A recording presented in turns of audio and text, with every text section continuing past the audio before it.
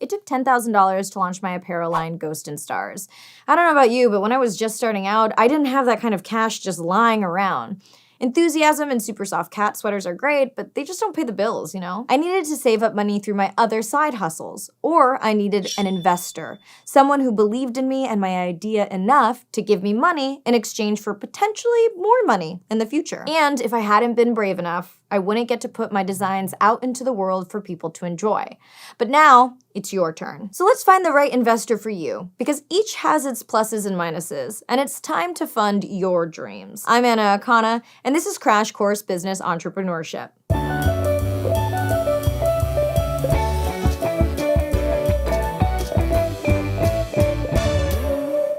This episode is near the end of the series, but entrepreneurship is not a linear journey. You might need funding to accomplish any of the steps to build a business, not just when you're ready to take a product or service to market. Some people look for money for their minimum viable product. Some market their product or service once everything is set up.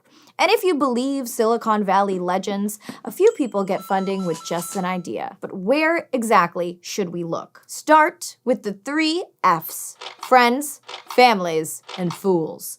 And calling them fools sounds kind of mean, but we're not trying to trick anyone. This is just part of the quirky entrepreneurial jargon. These people are often the first stop for an entrepreneur because they believe in us the most with the least amount of evidence. According to the crowdfunding site Fundable, the 3 F's invested $60 billion. That's 3 times as much as angel investors in budding entrepreneurs in 2014. That's right, billion. With a B. More seasoned investment pros like banks or venture capitalists will get bogged down with proof of concept, financial performance, or needing it to be more than a stick figure sketch on a notepad. Ugh. But the 3 F's are more likely to be Team Us. A lot of this early stage money is in small amounts to help create a prototype, get design software, or travel to meet with a prospective partner. These moves can open a lot of doors, but they might not interest professional investors. The disadvantage of asking everyone you know for money is that you might fail, and then you've brought someone close down with you. If you take this path, be honest about the risks involved, and don't ask for more than someone could afford to lose. The main advantage is that you typically get to keep ownership of your company, and your success is their success too.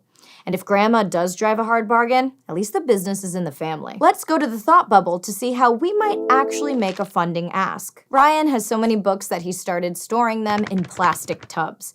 His taste is renowned. His online review blog has a pretty big following, and all of his friends are asking for recommendations. Ryan also loves to travel. So to combine his loves, he's struck with inspiration to start Library on the Loose. Basically a food truck, but for books. He knows he can use his massive collection as inventory, and he can probably work with a local bookstore to sell some of their new titles. But buying a truck would be too expensive for him right now, so he wonders whether some close friends would help.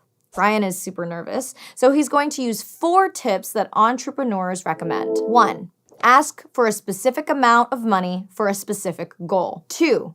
Let people see your investment and commitment. 3. Communicate the plan and identify risks up front. And 4. Talk with an attorney to structure the deal. So Ryan combs through the internet and finds the perfect truck, a 2006 Freightliner step van for $15,000. He then asks his 4 closest friends to meet him for coffee and warns them he has a business proposal. Ryan opens by telling them his dream of Library on the Loose and shows them the picture of the truck online. He mentions his booming review blog and how he successfully sold some of his collection from a mobile bike book stand. Then he makes the ask and proposes that they all put in $3,000 to buy the truck. It is a risk, but in exchange, he'll be transparent about his accounting, pay them back over 3 years, and everyone gets free book suggestions for life, which he'll have his lawyer acquaintance Kim put down in writing. The decision is up to his friends now, but everyone seems excited to be included. Thanks, Thought Bubble! Those 4 tips can apply to any entrepreneur asking anyone for funding, although the 3 F's are a common starting place. But maybe family and friends aren't an option, or we want to cast a wider net. Non-equity investment crowdfunding platforms let us pose an idea to the internet. Crowdfunding is pretty simple and involves platforms like Kickstarter, Indiegogo, or GoFundMe. We can create a post with info about the product or service we'd like to make, and then set a funding goal and time limit.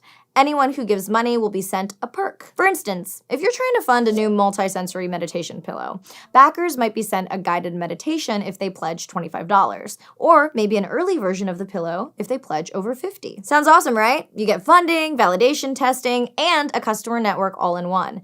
And a big plus is that crowdfunding lets you keep total ownership of your company. But it's a lot of work to run a successful campaign, starting with researching the platform you like the most. Maybe some platforms have higher success rates or tend to feature products like yours. A quick search through past campaigns can reveal how many reach their funding goals or help you think about why some products failed, like the idea might have been half-baked. And just like paying attention to competing businesses, we want to pay attention to what other crowdfunding entrepreneurs offer as rewards. We may be able to offer something unique, but don't fall into the trap of overpromising and under-delivering. A customized all-in-one house cleaning robot could take years to manufacture, while a sticker with your logo would be just fine. Plus, on some sites, you could still end up with $0 if you don't hit your goal. Kickstarter, for instance, requires a project to be 100% funded before any money is paid out. To avoid taking money directly from people, a traditional bank loan might be an option, although banks aren't usually the first stop for entrepreneurs. It can be difficult to get a bank loan when we don't have many assets or proof of stable revenue over time. Banks like to know that we will pay them back eventually. And we're just not there yet as a new entrepreneur. So start building a relationship with a business loan officer when you open your business bank account. Take time to go into a branch and let them know what you're up to. Developing this relationship can pay off in the future when you want to take out a loan or a line of credit, or even when times get a bit tough and you need advances on payroll or deadlines extended. It never hurts to have more people in our corner. To pursue a loan, remember to check what the bank likes to see from a business plan. You'll definitely need financial data, but they may be satisfied with a clear 5 to 8 pages on the rest of the business if you tell a good story. A formal loan can be hard to get and comes with a formal schedule to pay it back.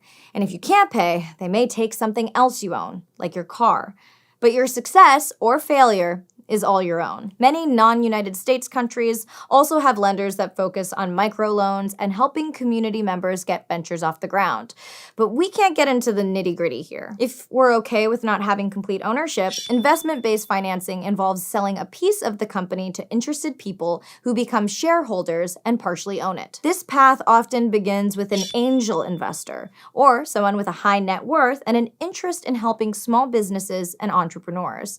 They usually like to be hands-on with early-stage entrepreneurial ideas and invest less than $100,000. The typical venture capitalist is an investor or firm representing several investors that focuses on startup companies. They often take a high-risk, high-reward approach and invest much more money than an angel investor, hoping to get more profits down the road. The advantages of turning to investors is the ton of cash up front and the expertise from people who have already done what you're trying to do. But on the flip side, investors expect a lot in exchange for so much money.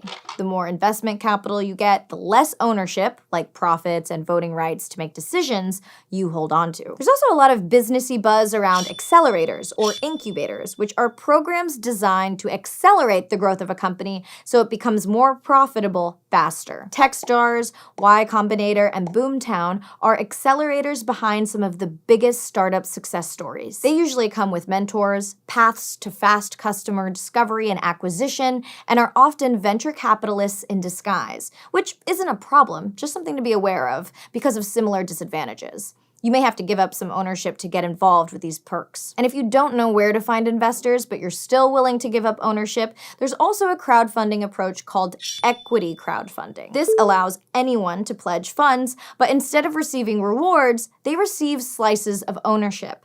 This has been a game changer in places like rural America, where venture capitalists are scarce, but communities are strong. An advantage of equity crowdfunding is finding people who really believe in your business. People who don't have the money to be a traditional angel investor can help within their budget. And, like traditional crowdfunding, you can take it to the internet to find more potential investors. However, the average successful equity crowdfunding campaign only raises $7,000, and you have to give up partial ownership.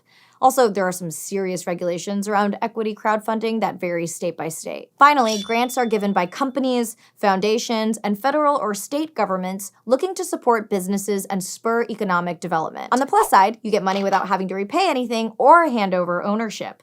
In the US, check grants.gov for federal opportunities, your state's Department of Commerce for state opportunities, and your city's Economic Development Agencies or Tourism Board for local opportunities. But on the negative side, grants are tough to get because they're usually only allowed to fund very specific things. There are also often strict reporting and measurement guidelines that come with the money, and fulfilling these obligations can take your focus away from your key activities or plans for strategic growth. The bottom line is, financing a startup can be tricky. Go where your connections lead you, whether that be friends, angel investors, bankers, or yes, the internet. Next time, we'll wrap things up by talking about growth and whether it's always a good thing. Thanks for watching Crash Course Business, which is sponsored by Google, and thank you to Thought Cafe for the beautiful graphics. If you want to help keep Crash Course free for everybody forever, you can join our community on Patreon. And if you want to learn more about negotiation with people, check out tips from Crash Course Business Soft Skills.